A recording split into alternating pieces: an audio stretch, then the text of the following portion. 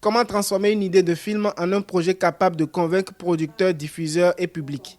C'est l'un des défis au cœur de la résidence panafricaine Court-Circuit organisée à Grand Popo au Bénin. Durant 2 semaines, 6 auteurs ont travaillé sur leur scénario et présenté leur projet devant des professionnels du cinéma.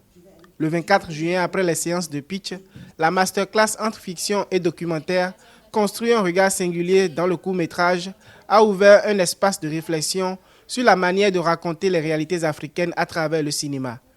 C'est le monde de la jeunesse, c'est, je dis, 70% de la population.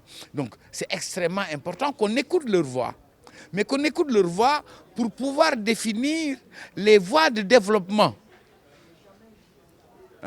Les voies de développement que cette jeunesse exige.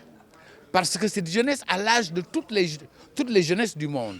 Et c'est à partir de là que le documentaire, comme la fiction, peuvent être des relais importants pour porter les voix de la jeunesse. Mais en portant les voix de la jeunesse, on porte les voix d'un continent. À travers leurs films, les jeunes auteurs sont invités à observer leur environnement, interroger les mutations du continent et proposer leur propre récit. Fiction et documentaire deviennent alors 2 voies complémentaires pour raconter l'Afrique contemporaine. Parmi les participants figure la réalisatrice et productrice mauritanienne Salima Taba.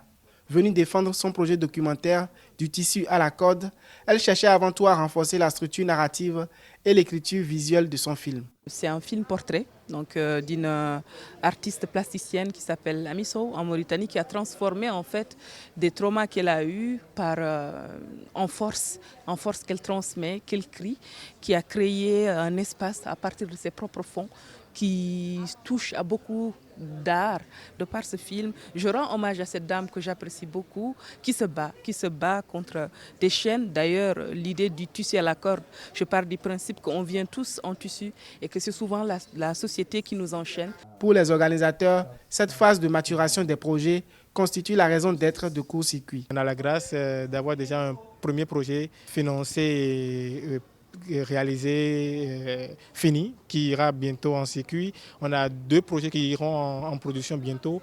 Et pour cette année-là, déjà, il y a de très bonnes promesses par rapport à des bourses de continuité et nous en sommes très ravis. Selon de nombreux experts, le cinéma africain doit s'appuyer sur la jeunesse qui représente plus de 70% de la population du continent.